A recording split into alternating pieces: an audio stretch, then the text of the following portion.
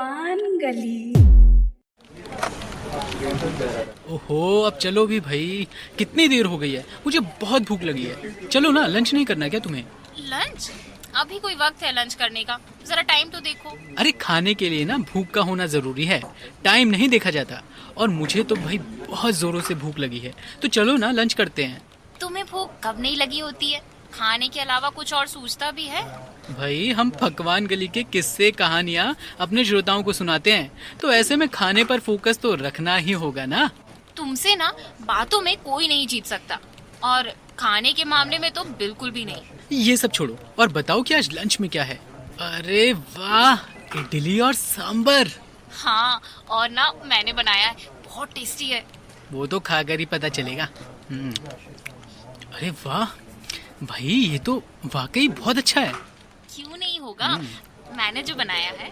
वैसे इतना खास भी नहीं है, मैं बनाता तो और अच्छा बनता।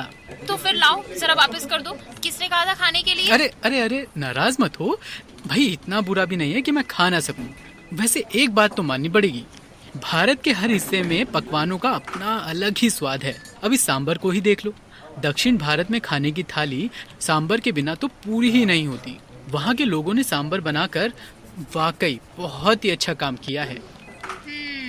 खा गए ना मात। तुमसे किसने कहा कि सांबर दक्षिण भारत के लोगों ने बनाया है? अरे सबसे ज्यादा सांबर तो वहीं बनता है, और सब यही कहते हैं कि सांबर दक्षिण भारत की डिश है। हाँ, ये सच है कि सांभर दक्षिण भारतीय पकवान है, पर इसे बनाने वाले दक्षिण भारतीय नहीं बल्कि मराठा थे। तुम कह रही हो कि सांबर को मराठाओं यानी महाराष्ट्र में रहने वालों ने बनाया था, और वो भी दक्षिण भारत जाकर? जी हाँ, मैं यही कह रही हूँ। दरअसल सांभर बनाने के पीछे एक शानदार कहानी छिपी है।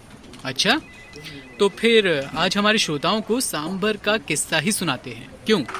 हाँ, क्यों नहीं। दोस्तों, सांभर दक्षिण भारतीय पकवानों में सबसे अहम है।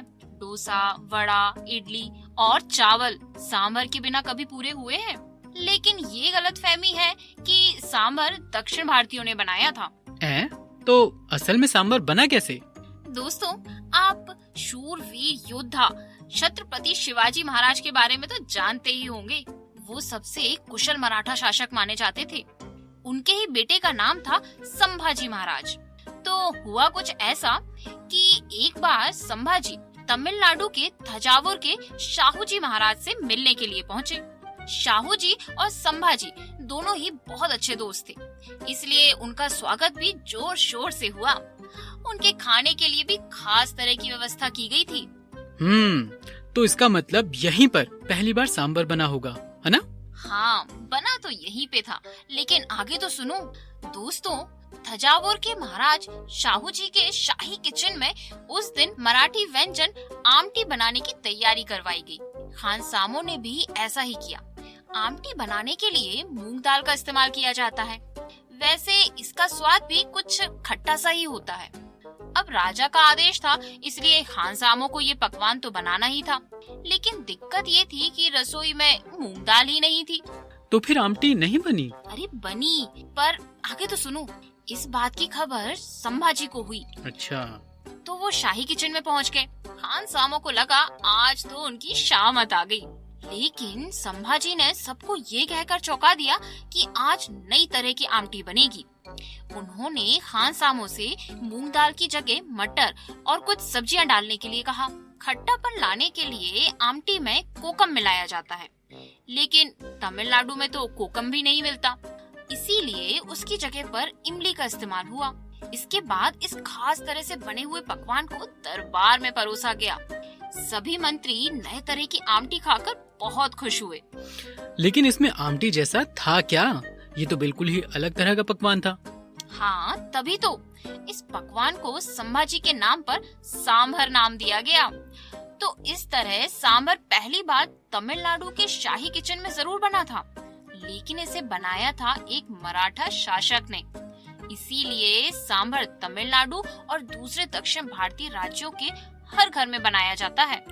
अरे वाह, एक मराठा शासक को खाने की इतनी जानकारी थी, ये तो कमाल हो गया भाई जूही। अगर संभाजी नहीं होते तो हमें सांबर चखने को ही नहीं मिलता। सो तो है।